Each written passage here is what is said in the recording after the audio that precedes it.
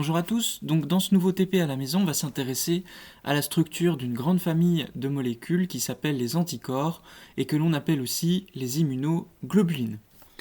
Donc avant de débuter ce TP, petit rappel de ce que l'on sait, grâce au test d'Ouchterlony, nous avons vu qu'un anticorps est spécifique d'une molécule que l'on appelle un antigène. Un anticorps n'est capable que de se lier qu'à un seul antigène. Et d'autre part, on a vu grâce au test d'Ouchterlony que lorsqu'un ensemble d'anticorps se fixait à des antigènes, eh bien, il précipitait et il formait ce qu'on appelle un complexe humain, qui est tellement gros qu'on arrive à le voir à l'œil nu. Donc c'est qu'il doit y avoir un assemblage étroit de molécules entre elles. Et donc le but de ce TP virtuel, c'est de comprendre d'une part qu'est-ce qui fait qu'un anticorps ne peut reconnaître qu'un antigène et qu'on a des anticorps qui sont capables de reconnaître une infinité d'antigènes différents, et puis d'autre part d'expliquer la formation de ces complexes humains qu'on arrive à observer à l'œil nu.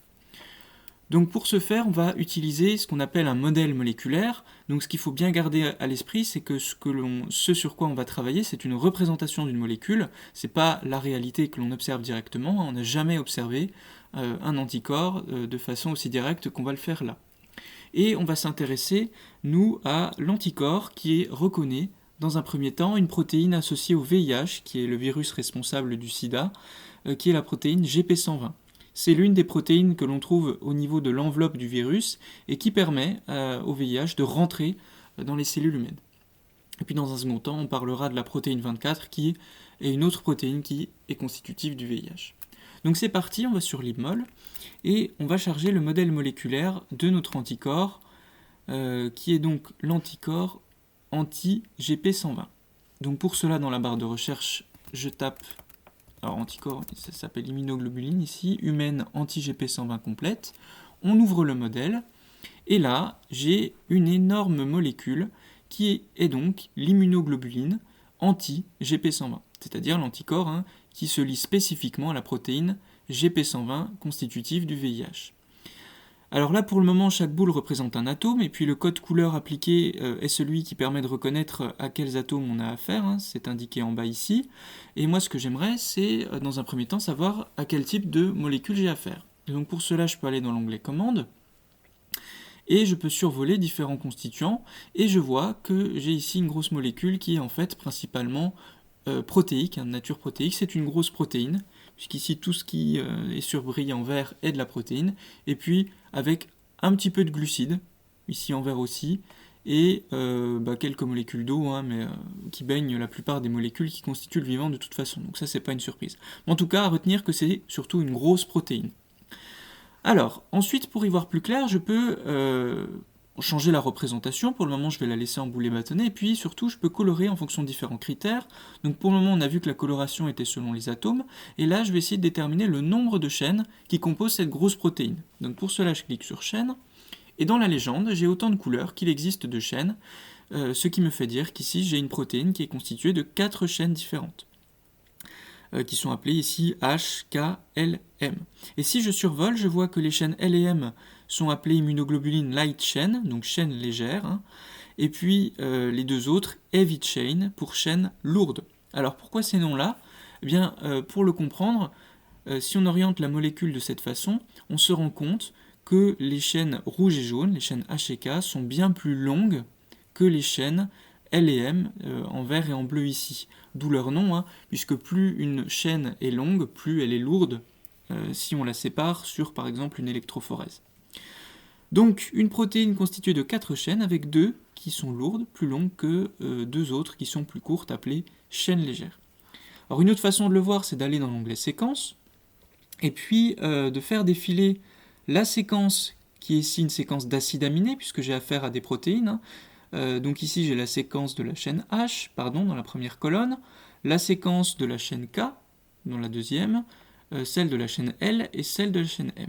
Et si je fais défiler jusqu'en bas, eh bien à un moment donné, je m'aperçois que la séquence de la chaîne L et de la chaîne M s'arrête, alors que celle de la chaîne H et de la chaîne K continue, ce qui me conforte dans l'idée que les chaînes H et K sont plus longues que les deux autres. Alors une autre observation qu'on peut faire, c'est qu'a priori, si on regarde le début, la chaîne H et K ont l'air d'être constituées des mêmes acides aminés. Si vous les comparez deux à deux, on retrouve une séquence qui a l'air d'être identique. Et puis pareil pour les deux chaînes légères. Vous voyez ça? Alors, on a l'impression d'eux, et il faudrait, pour en être totalement sûr, passer l'intégralité de la chaîne en revue, et ça peut être long et fastidieux. Donc pour s'éviter ça, on a un autre logiciel, qui est le logiciel Anagen, qui va nous permettre de comparer justement les séquences d'acides aminés de ces différentes chaînes qui composent l'immunoglobuline anti-GP120. Donc on va sur Anagen, j'ai déjà ouvert le fichier, et donc s'affiche ici, pour chaque ligne, la séquence d'une chaîne de mon immunoglobuline. Donc les deux premières lignes correspondent aux deux chaînes lourdes, et puis les deux suivantes aux deux chaînes légères. Alors je vais commencer dans un premier temps par comparer ensemble, entre elles, les deux chaînes lourdes. Donc je fais comme d'habitude un alignement avec discontinuité, et voici ce que j'obtiens. Donc la séquence de référence, c'est ici la chaîne H, en dessous j'ai la chaîne I, et chaque fois qu'il me place un petit tiret, c'est que les acides aminés de la chaîne I sont identiques à ceux de la chaîne H. Et donc si je fais défiler, j'aperçois que je n'ai que des identités, que des acides aminés identiques entre les deux chaînes.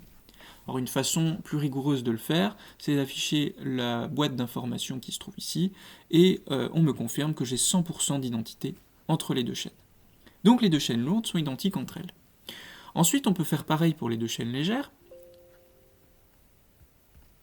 Donc on sélectionne cette fois les chaînes L et M. On clique ensuite sur le petit, ici, le petit logo pour faire un alignement avec discontinuité. Et voici ce que j'obtiens. Et à nouveau, j'ai 100% d'identité. Donc les deux chaînes légères sont également identiques entre elles. Alors je ne l'ai pas fait, mais on le voit assez bien. Par contre, si j'avais comparé entre elles une chaîne légère et une chaîne lourde, j'aurais eu pas mal de différences. Rien qu'en les regardant ici, ça se voit.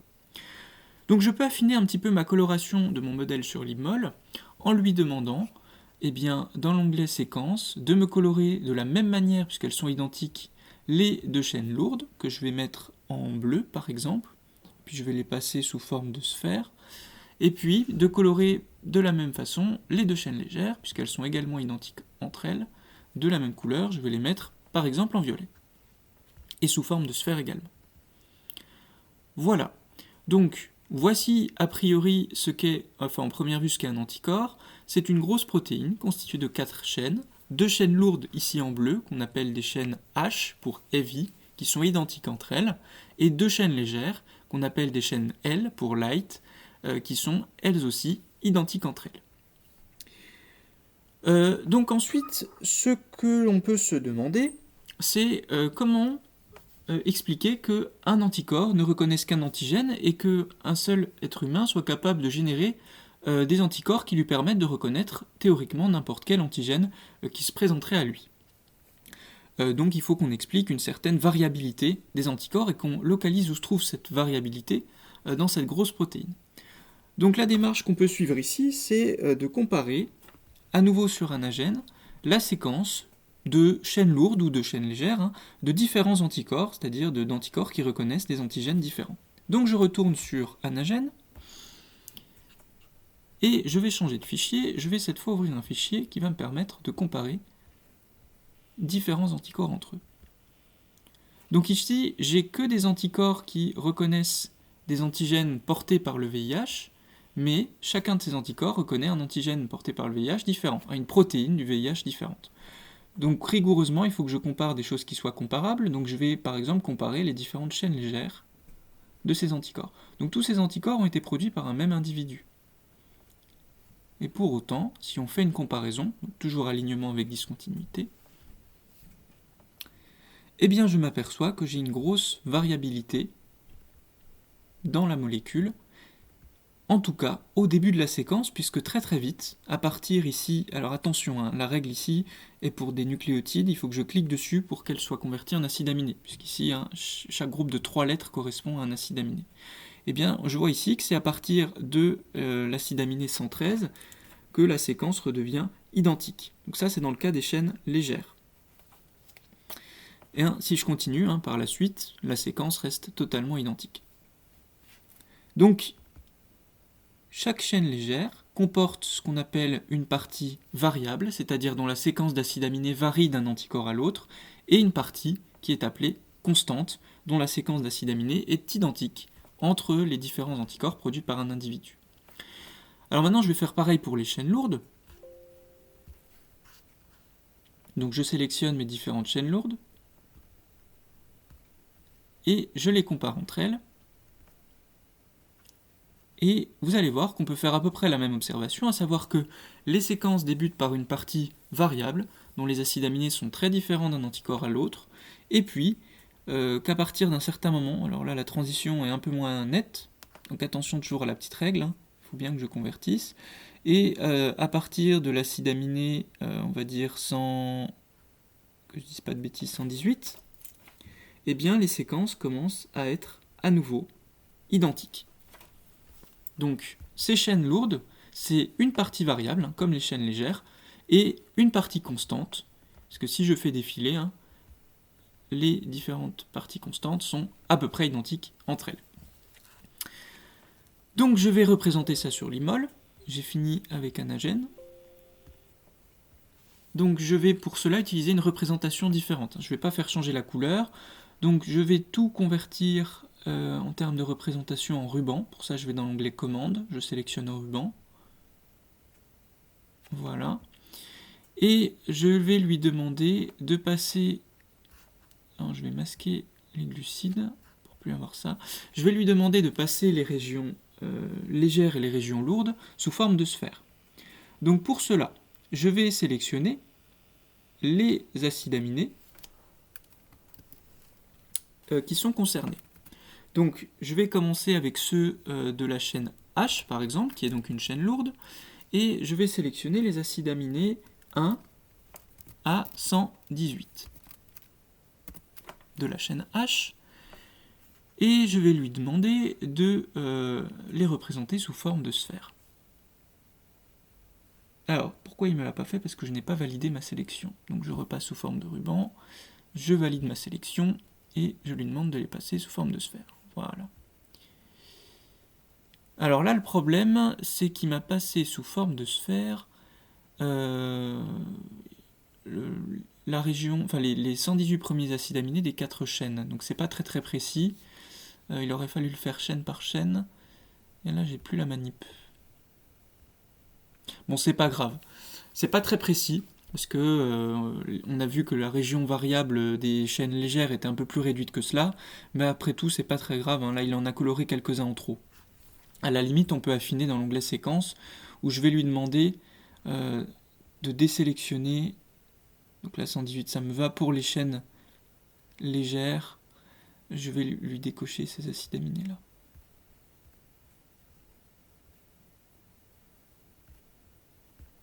Voilà. Bon, c'est pas très important. Donc là, j'ai bien un modèle qui rend compte de mes observations, puisque j'ai séparé les deux chaînes lourdes, les deux chaînes légères, et puis sur chacune des chaînes, la partie variable sous forme de sphère et la partie constante sous forme de ruban. Donc mon exploitation du modèle LibMol est terminée. Il me resterait maintenant à produire un schéma qui récapitule nos observations.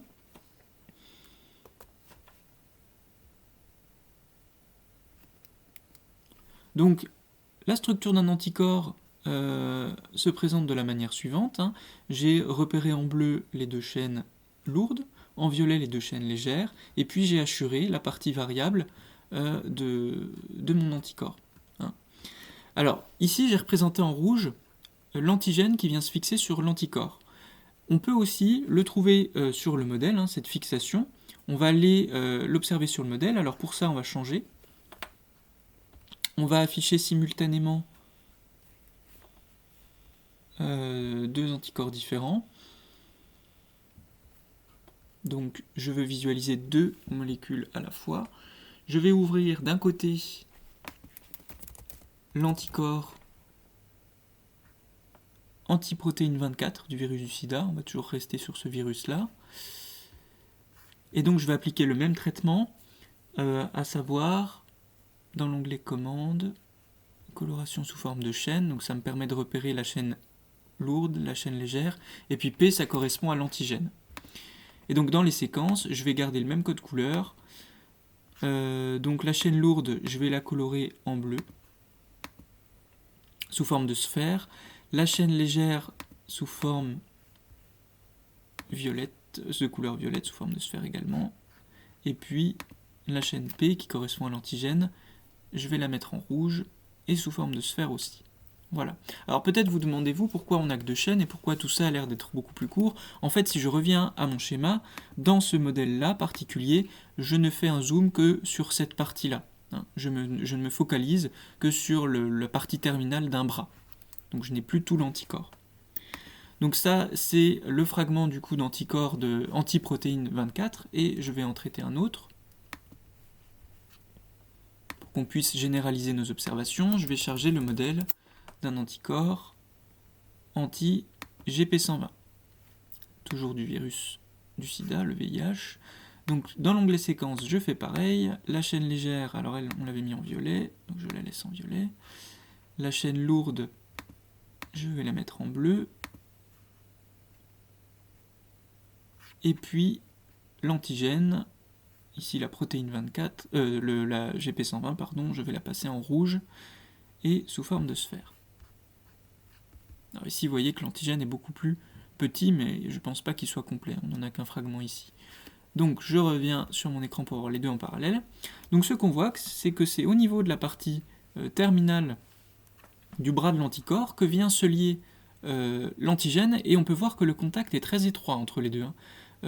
L'antigène vient s'emboîter au niveau d'un site de fixation situé au niveau de la partie terminale du bras d'un anticorps. Et pour aller un tout petit peu plus loin, la dernière chose qu'on peut faire, c'est aller dans l'onglet Interaction et demander au logiciel de nous indiquer quels sont les acides aminés qui sont impliqués dans la liaison avec l'antigène. Donc pour ça, je m'assure que je suis bien ici dans l'onglet Entre chaînes, et je choisis qu'il m'indique les acides aminés qui contribuent à une interaction entre la chaîne P, qui est ici l'antigène, et la chaîne légère de mon anticorps. Je clique sur Créer une nouvelle représentation. Et donc ici, il m'indique le nom et la position dans la séquence des acides aminés qui rentrent en interaction avec l'antigène. Alors je peux faire pareil pour l'autre. Donc ici, je vais dans l'onglet Interaction, je sélectionne les interactions entre la chaîne P et par exemple la chaîne légère, je ne peux pas faire les deux à la fois. On va prendre qu'une chaîne, ça suffira. Je crée la représentation. Et de la même manière, alors la représentation sous forme de sphère est un peu embêtante, je ne vois plus de quoi on me parle. Donc pour ça, dans l'onglet séquence, je peux revenir à des boules et des bâtonnets, ça sera plus clair. Et voilà.